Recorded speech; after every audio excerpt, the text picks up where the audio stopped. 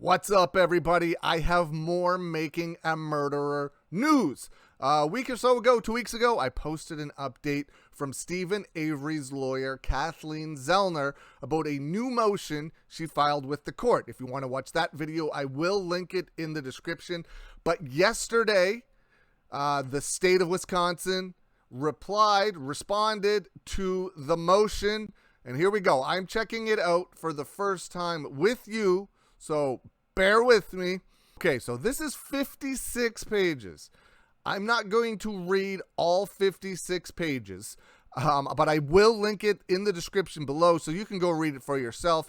The introduction is basically a recap of my last video.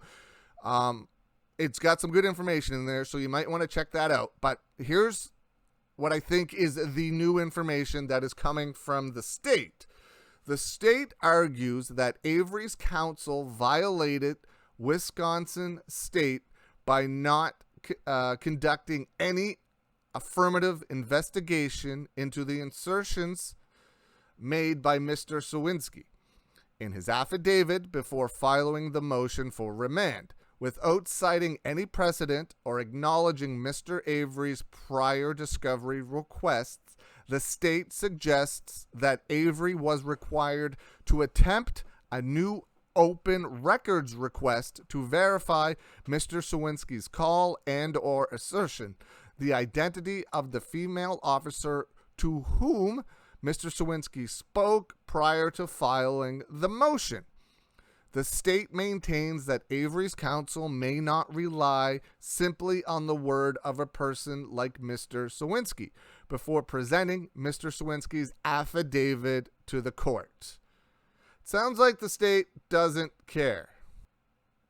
The state's argument should be rejected because it is based on a false premise that Mr. Avery's attorney did not conduct a responsible investigation into Mr. Sawinski and the aforementioned in his affidavit before filing the motion for remand. The state's argument appears to be based on its self-serving conclusion that Mr. Avery's counsel stumbled upon Mr. Sawinski and within 24 hours filed the pending motion to stay the appeal and remand for Mr. Avery to supplement post-conviction motion with the circuit court. Okay, so what it's basically saying, and that's just for me reading like a page of it, this goes on for a while, like I said, 56 pages. Basically what it seems like it's saying is the state doesn't care.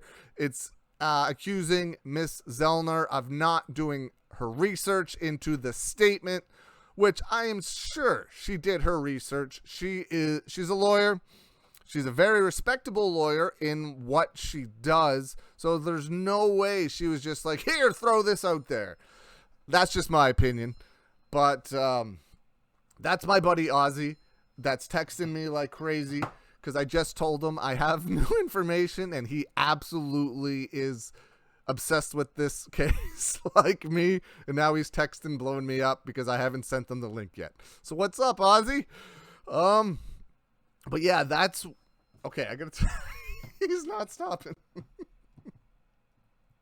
Okay, so I gotta say that it's definitely seems like the state does not care. They're not taking it seriously. It says here, unlike the state's failure to investigate the credibility of its primary witness, Bobby, Mr. Avery's counsel rigorously invaded Mr. Sawinski's claims. Mr. Sawinski first emailed Mr. Avery's counsel law firm on December 26, 2020, and Mr. Avery's counsel and her investigator vetted the legitimacy and veracity of information provided by Mr. Sawinski over the next 3.5 months before filing the pending motion to stay. See, that's what I figured. I didn't even get to that part yet, but that definitely makes way more sense to me.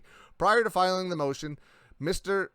Avery's counsel reviewed Mr. Sawinski's email sent on December 6, 2020, conducted an extensive background check, producing, among other information, Mr. Sawinski's previous address, phone numbers, job history, social media accounts, car purchases, criminal history, relatives. Isn't it crazy that social media accounts are even included in the stuff nowadays? Man, what a different world.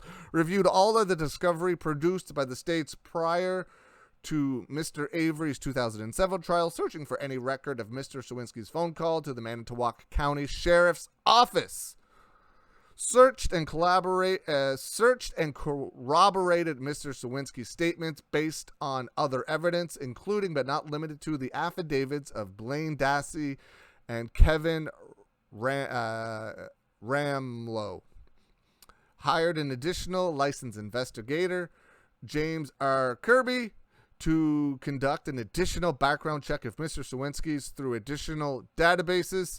After confirming the veracity of Mr. Sawinski by its extensive investigation, Mr. Avery's counsel and staff conducted a telephone interview with Mr. Sawinski on April 9th, 2021, related to what he claimed to have witnessed. After this interview, Mr. Avery's counsel and staff prepped an affidavit and requested Investigator Kirby to meet with Mr. Sawinski in person and conducted a second interview of him to determine his credibility. After thoroughly interviewing Mr.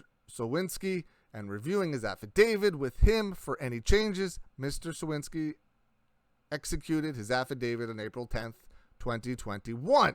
Okay, so they did do the research, and I'm going to end the video there, but I'm going to go read through this entire thing myself, and I suggest you do the same, because it definitely looks like it has a pile of new information listed. Go click the link in the description. Check out my previous video. Check out this affidavit.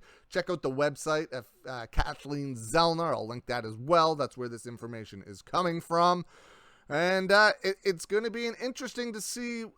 It's going to be, man, it's so obvious to so many people. I don't know what more they're going to have to do to show the corruption that has gone on in this case. It's just blatantly obvious. It's crazy.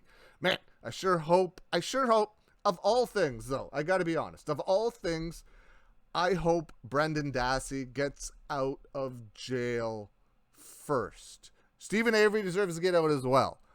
But Brendan Dassey was a kid. And that kid was railroaded. Stephen Avery did nothing wrong as well. But Brendan was a kid who was absolutely railroaded by police. Watch those interviews. It's disgusting what they did to Brendan Dassey.